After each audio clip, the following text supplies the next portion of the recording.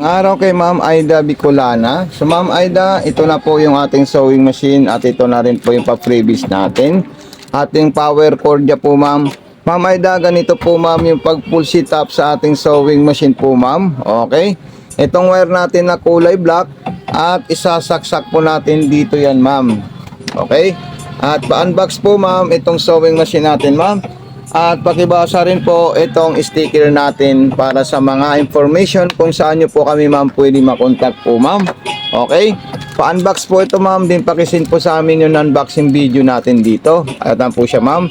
Meron po tayong TikTok, Facebook page, Mato Sewing Machine Vlog. At saka YouTube channel. Pakisubscribe din po ma'am Aida. Okay? So ito na po siya ma'am. Isasaksak natin itong transformer natin sa regular outlet natin ma'am. Okay, so ito po yung wire natin Ma'am Aida. Ito sa transformer, sa direct natin, switch natin po ma'am. Okay, bago natin isaksak yung ating saksakan sa sewing machine po ma'am. Ito po siya ma'am. Dito po natin yan isasaksak sa pinakagilid. Ayan. Then meron na po siyang ilaw na power switch po ma'am. Okay. Pag yan ay ating naisaksak po ma'am ng maayos. Okay. Okay ma'am, so ito po siya ma'am Aida. Tatanggalin ko muna yung sinampulan natin. Ayan. Yung pinagsampulan natin, tatanggalin muna natin dahil gusto ko po sa iyo ipakita yung pagkakabit ng sinolid sa itaas papunta po sa needle. Unang-una dito po siya ma'am. Ayan. Okay. So ayan po yung ating bobbing. At kung gusto niya po magkaroon ng refilling thread nito ma'am, ito po may bobbing po ako dito sa kanan. Ayan po siya. Gaganito lang po natin yan. Itatali natin yung ating sinulid. Tutulak natin dyan. Pipindutin natin ito. So ayan po siya ma'am. So naka low speed po siya ma'am. So pwede nyo po siya gawing high speed. Dito po siya ma'am. Okay. Huwag nyo po kalimutan yan. High speed niya po yan ma'am. So ayan po siya ma'am. So napakabilis na po ang takbo ng ating sewing machine. So okay na po yan ma'am. Okay na okay po yan. Function and working good po siya ma'am. Ayan. Then isunod natin dyan ma'am. Tayo po ay maglalagay. Itong bobbing natin ilalagay natin sa ating holder. Ayan. Dito po natin siya ma'am ilalagay po ma'am. Ayan. Okay. So meron po tayong indicator na maliit na hiwa po dyan ma'am. At dyan po natin isasabit yung mismong sinulid ng ating bobbing ma'am. Okay, so maglalagay po tayo ng sinulid po ma'am. Ayan po siya ma'am. Okay. So ang ginagawa ko pag ganitong sinulid, isinasabit ko lang po siya dito ma'am. Kung ayaw nyo naman po ma'am isabit, pwede naman po siyang direkta ma'am. Dire-diretso lang po siya ma'am. Ayan. Okay.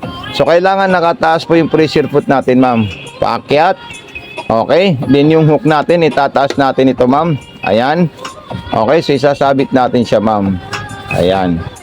Then edi-direction. Oops. Hulog pa yung natin, sinulid natin. So okay po ma'am Aida. So ayan, ulitin ko po dahil nahulog po yung ating sinulid. Dire-diretso.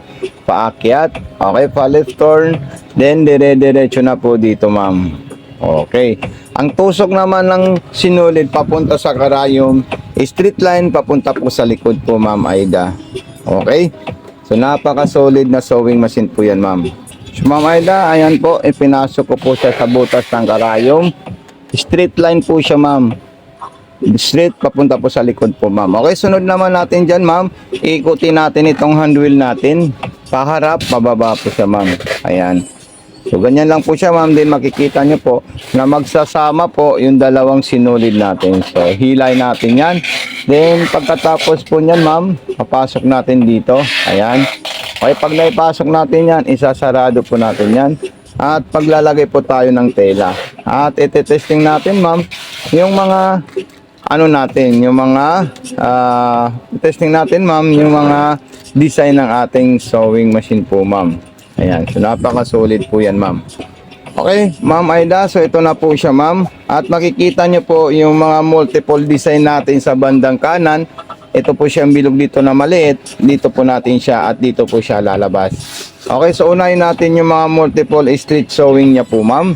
Ayan, unang-unang gagawin natin straight line na pang cotton. So ito po siya ma'am. Ayan, so napaka-solid at napaka-smooth ang performance niya.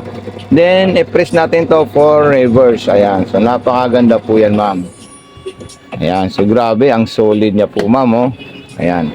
Sunod natin dyan ma'am, tayo po ay gagawaan ng zigzagger po ma'am. Okay? Once na mag-cause po ito ma'am ng buhol-buhor or nagtutuhog, so hindi po natin dito naipit yung sinulid natin ma'am. Kailangan isoksok natin diin sagad sa ilalim. Okay, so tayo naman po ay gagawa ng button holder. So, pag tayo gagawa ng button holder po ma'am, ang sunod ang gagawin muna natin is maglalak muna tayo ng 2 and 4. So, ayan, okay. Then, pupunta po tayo sa number 1. Ayan, para umabante po siya ma'am. Then, isunod naman po natin dyan. Punta tayo ulit sa 2 and 4, lock sa left and right. Then, balik po tayo sa 3 para ma-done finish yung button holder natin ma'am. Ayan. So, ito po siya ma'am. Napaka-solid oh. Napaka-astig. Ayan. Okay. So, gagawa po tayo ma'am ng mga zigzagger na iba't iba. Okay ma'am. So, ito na po yung ating mga zigzagger. Ayan. Like zigzag na masinsin, zigzag na tama lang, at zigzag na normal. Ayan. Okay. So, mga pang-garterize. Ayan po sila. Kompleto po yan ma'am. Okay. Ayan. Then, isunod naman natin yung pang-garterize para sa mga stretchable na tela natin. Ayan po siya ma'am. Dalawa po yan. Yung V-shape at saka yung 3-step na parang W na zigzag. Okay, so yan yung 3-step W na parang zigzag. Okay, so dito naman po tayo sa ating zigzagger. Ayan. Punta po tayo sa zigzag natin. Mamimili tayo. Ayan, zigzag na maliit. Okay, or medium. Then, meron pa po yan zigzag na large. At meron din po yan zigzag na small. Yan, ganito kasolid yung mga sewing machine natin, ma'am Aida Bicolana. So, ayan. Ayun, no, pinakamalit na zigzag natin, ma'am, oh. Ito po siya, oh, ayan. Tignan natin, ma'am, oh, pinakamalit. Ayan, pinakamalit, parang bar tacker lang po yan, ma'am. Pero napaka-solid at napakagandang zigzag po yan, ma'am. Okay ma'am, Aida Bicolana, maraming salamat. God bless and more power po. Huwag niyo po kalimutan i-unbox itong sewing machine natin. So ayan, kompleto na po yan ma'am. Wala pong pwedeng maging kulang dyan. Kompletong kompleto po yan. Transformer at iba't ibang klaseng spare parts natin. So thank you so much. God bless and more power po ma'am.